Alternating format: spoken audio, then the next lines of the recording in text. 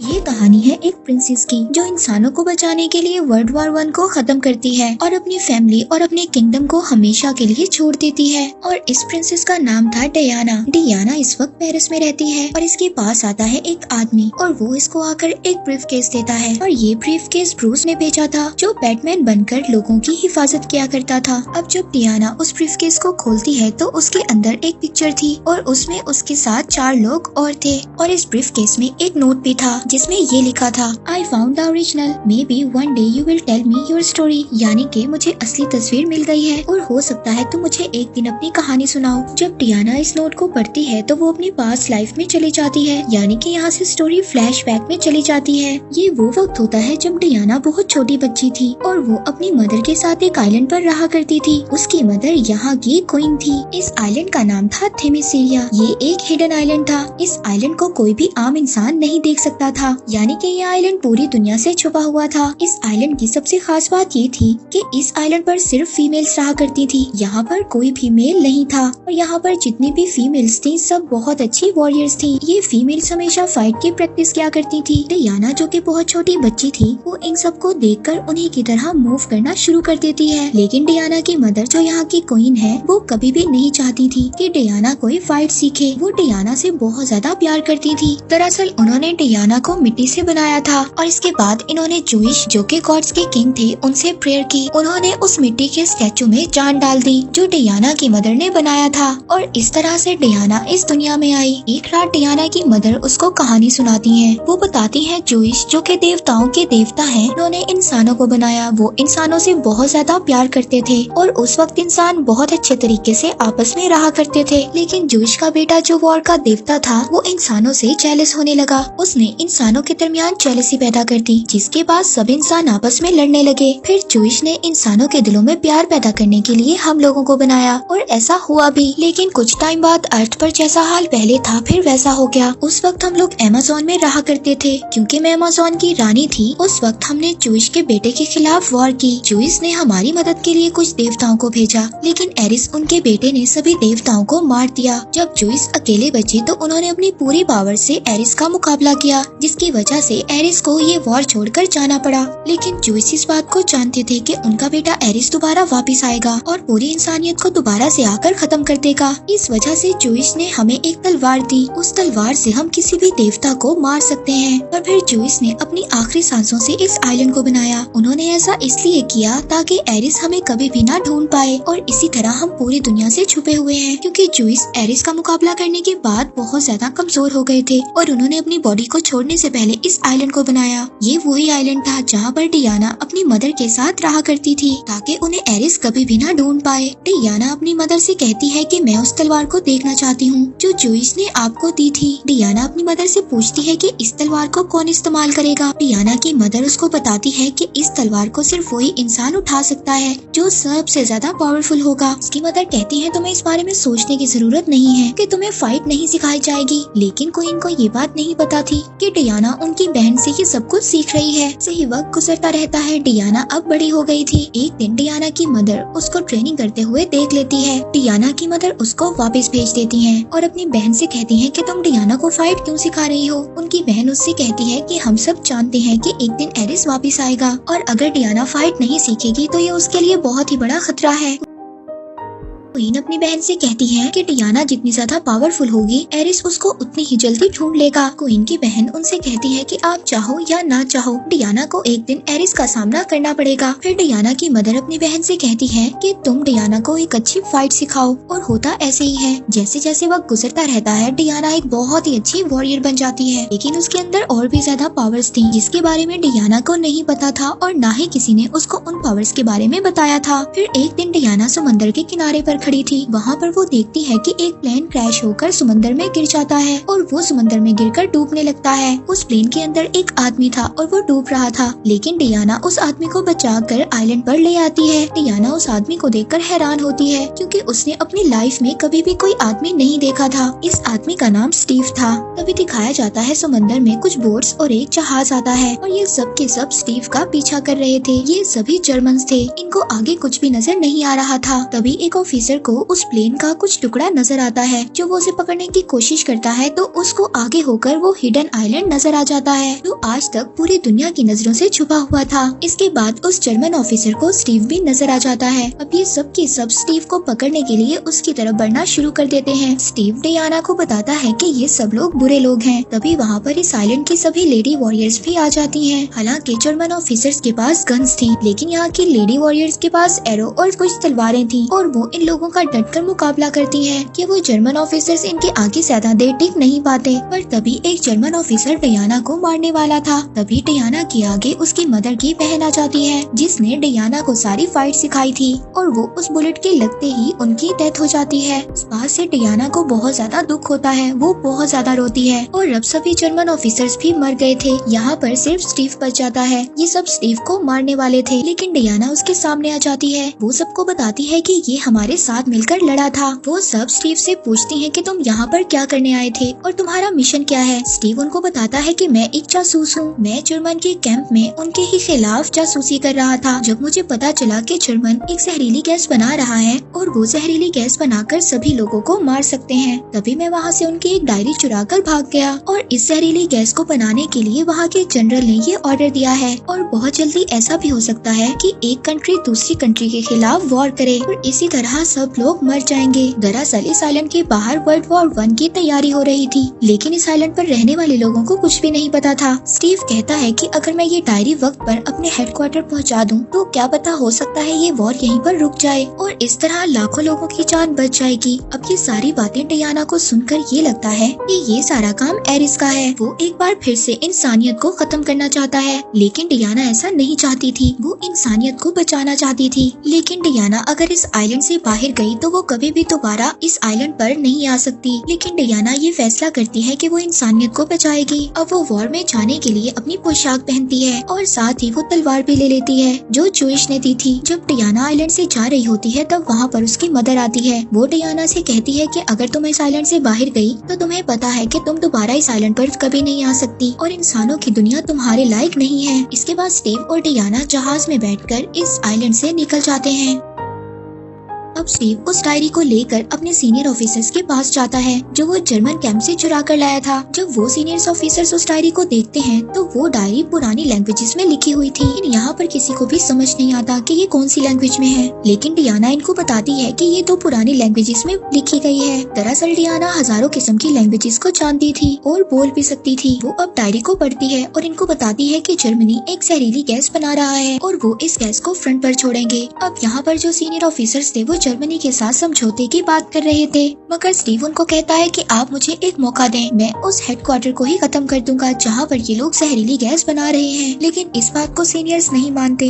अब डियाना को गुस्सा आ जाता है क्योंकि वो जानती थी कि अगर जर्मनी ने वो जहरीली गैस को छोड़ दिया तो हजारों लाखों लोगों की जान जा सकती है। उसकी नजरों में हर एक इंसान की जान की कीमत है। स्टीव अब डियाना को वहाँ से ले जाता है। वो उसको कहता है कि हम बातचीत करने की कोशिश कर रहे हैं। डियाना उसको कहती है कि वो एरिस है, वो किसी की बात को नहीं सुनेगा। दरअसल डियाना ने ये बात मान ली थी कि इस वॉर का जो लीडर है वो कोई और नहीं बल्कि एरिस है और वो किसी भी कीमत पर इंसानियत को खत्म करना चाहता है। वहीं पर दूसरी तरफ जर्मनी में डॉक्टर मीरू को दिखाया जाता है जो ये सब जहरीली गैसेस बना रही थी। अब उस डायरी के गुम होने से इस डॉक्टर को बहुत ज्यादा परेशानी हो रही थी। जनरल उसके पास आते हैं और उससे पूछते हैं कि तुम्हारा काम कब तक कंप्लीट हो जाएगा। डॉक्टर मीरू जनरल को कहती है कि मैंने एक नई गैस बनाई है, उसका जो भी इंसान इस्तेमाल करेगा वो बहुत ज्यादा पावरफुल हो जाएगा। वो वहाँ पर एक कैप्सूल तोड़ती है जिसका धुआं जब जनरल की नाक में जाता है तो उनके अंदर बहुत ज्यादा ताकत आ जाती है, वो बहुत ज्यादा पावरफुल हो जाते हैं। और साथ ही साथ हमें ये भी दिखाया जाता है कि अब डॉक्टर मीरू को एक नया फॉर्मूला मिल गया था। वो अब इस नए फॉर्मूले से एक नई गैस बना रही थी जिस गैस से लाखों लोगों को एक ही टाइम में मारा जा सकता है। वहीं पर दूसरी तरफ स्टीव अब डियाना को वहाँ पर ले जाने के लिए तैयार हो गया था जहाँ पर वॉर चल रही थी। अब जाने से पहले ये कुछ लोगों की एक टीम बनाते हैं जो मिलकर काम करेंगे। डियाना जब उस जगह पर जाती है तो वहाँ पर लोगों को देखकर उसको बहुत ज्यादा दुख होता है।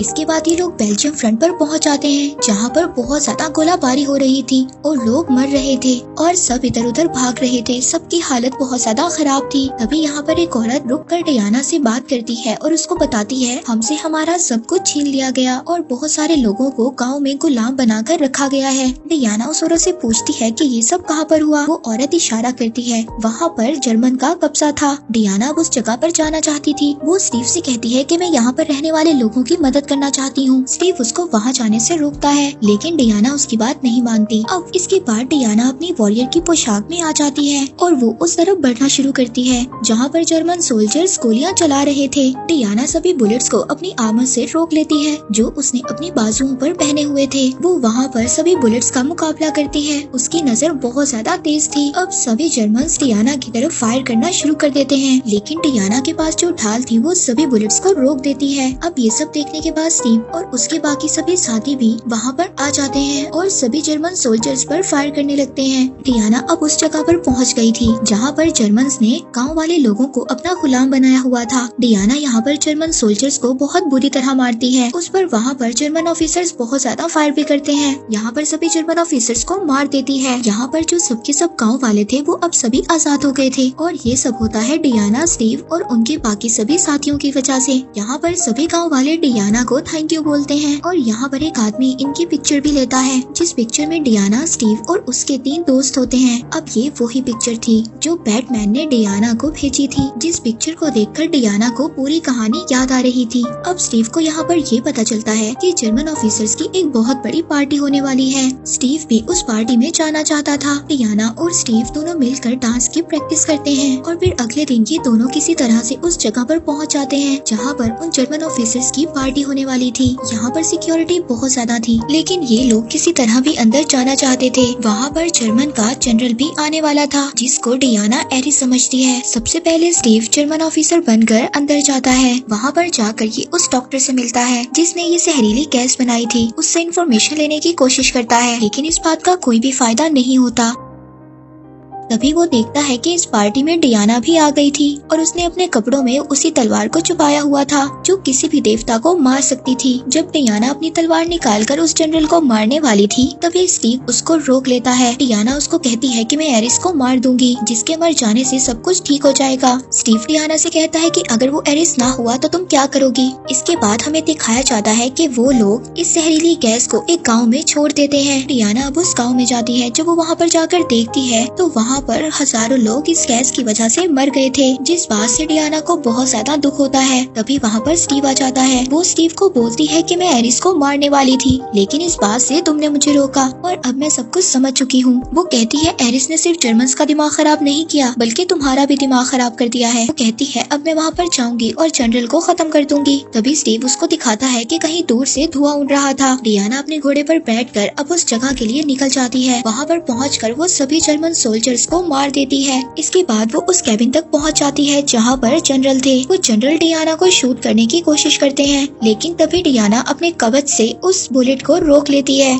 इसके बाद जनरल उस धुएं को अपने नाक में ले लेते हैं जो डॉक्टर मीरू ने बनाया था, जिसके धुएं की वजह से वो बहुत ज्यादा पावरफुल हो गए थे। यहाँ पर डियाना और जनरल के बीच में फाइट होती है। डियाना अपनी तलवार से जनरल को मार देती है और वो उसको मारने से पहले कहती है मैं सभी इंसानियत की खातिर और उनकी अच्छाई के लिए तुम्हें मार रही हूँ। इसके बाद वो जनरल को मार देती है। अब उसको ऐसा लग रहा था कि इसके मरने के बाद सब कुछ ठीक हो जाएगा, लेकिन ऐसा कुछ भी नहीं होता। वहाँ पर जितने भी जर्मन लोग थे वो सभी वॉर की तैयारी कर रहे थे। देखकर डियाना बहुत ज्यादा शॉक्ड हो जाती है, क्योंकि उसको ऐसा लगता था कि जब वॉर के किंग को मार दिया जाता है तो वॉर खत्म हो जाती है। तभी वहाँ पर स्टीव आ जाता है। डियाना स्टीव से कहती है कि मैंने एरिस को मार दिया है, लेकिन इसके बावजूद लोग वॉर की तैयारी कर रहे हैं। स्टीव कहता है कि मुझे एरिस के बारे में कुछ नहीं पता। डियाना उसको कहती है कि मैंने खुद देखा है जो बच्चे मर रहे थे, लेकिन कोई भी इंसान उनकी तरफ तवज्जो नहीं दे रहा था। ऐसा तभी होता है जब एरिस लोगों के दिमाग को अपने कंट्रोल में ले लेता है। स्टीव कहता है कि क्या पता लोग ऐसे ही हों, वो लड़ना चाहते हों। डियाना उसको कहती है कि मेरी मदर ने ठीक कहा था,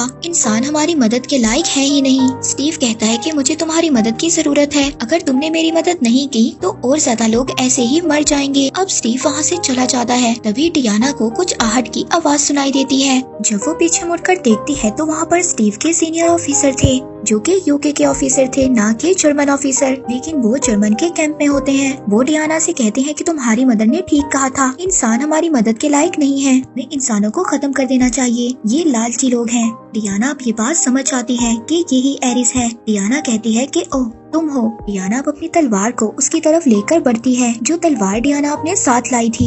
डियाना उस तलवार से एरिस पर अटैक करती है, लेकिन वो तलवार एरिस के हाथ पर लगती है तो वो तलवार ही खत्म हो जाती है।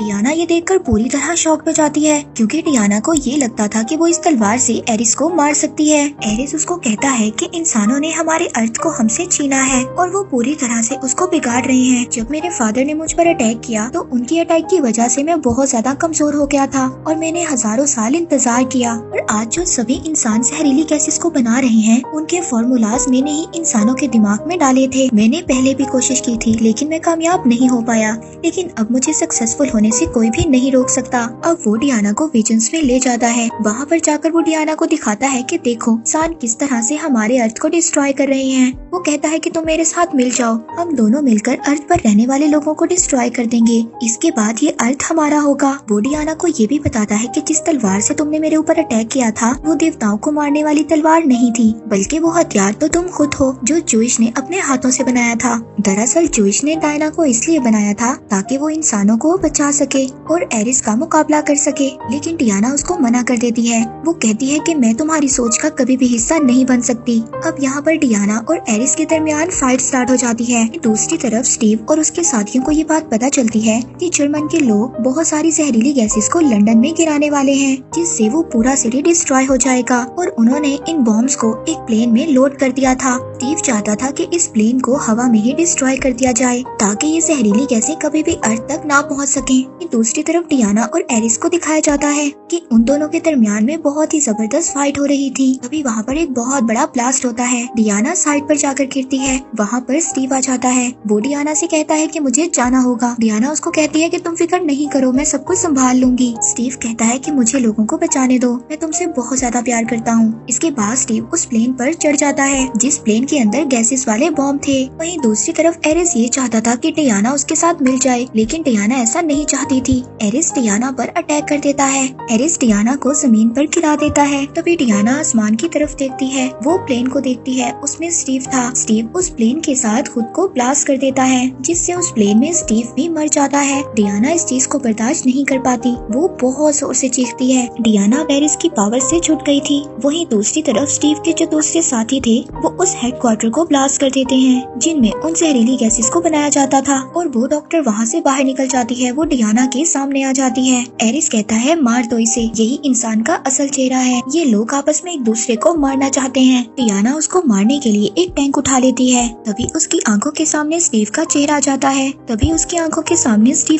जाता है। जिसने चाहते हुए कहा था कि हमेशा प्यार के रास्ते पर चलना। इसीलिए डियाना अब डॉक्टर को छोड़ देती है और दोबारा से एरिस पर अटैक कर देती है। अब फाइट में एरिस अपनी पावर्स का इस्तेमाल करता है। अब वो बिजली से डियाना पर अटैक करता है, लेकिन डियाना उस बिजली को अपने हाथों में एब्सॉर्ब कर लेती है। एरिस एक बार फिर ऐसे ही अटैक करता है। डियाना बहुत सारी बिजली को अपनी पूरी बॉडी के अंदर एब्सॉर्ब कर लेती है और हवा में उड़कर वो सारी की सारी बिजली एरिस पर छोड़ देती है, और इस तरह एरिस का एंड हो जाता है। और वहाँ पर जो सभी सोल्जर्स थे वो वॉर को खत्म कर देते हैं और एक दूसरे के गले मिलते हैं, और इस तरह इस वॉर का एंड हो जाता है। और इस वॉर में जितने भी सोल्जर्स थे वो दोबारा अपने घर आ जाते हैं, अपनी फैमिली से मिलते हैं। चारों तरफ खुशियाँ होती हैं। कहानी दोबारा प्रेजेंट में आती है, जहाँ पर ये वंडर वुमन ये सब कुछ सोच रही थी। वो कहती है कि मैंने हमेशा इंसानों को बचाने की कोशिश की। इस कोशिश में मैंने दो चीजें देखी, एक अंधेरा और दूसरा उजाला, जो हर एक इंसान के अंदर होता है, और ये हमें खुद डिसाइड करना होता है कि हम अंधेरे की तरफ जाएं या फिर उजाले की तरफ। और मैं जानती हूँ कि दुनिया को सिर्फ लव यानी कि प्यार से बचाया जा सकता है। इसके बाद वो बैट्समैन को मेल करती है, क्योंकि उसने उसको वो पिक्चर दी थी जिसमें उसकी बहुत सारी यादें थी। और फिर हमें लास्ट में दिखाया जाता है कि वो अपने वंडर वुमन के ड्रेस में दोबारा से दुनिया को बचाने के लिए तैयार है। और इसी के साथ ये मूवी यहीं पर एंड हो जाती है।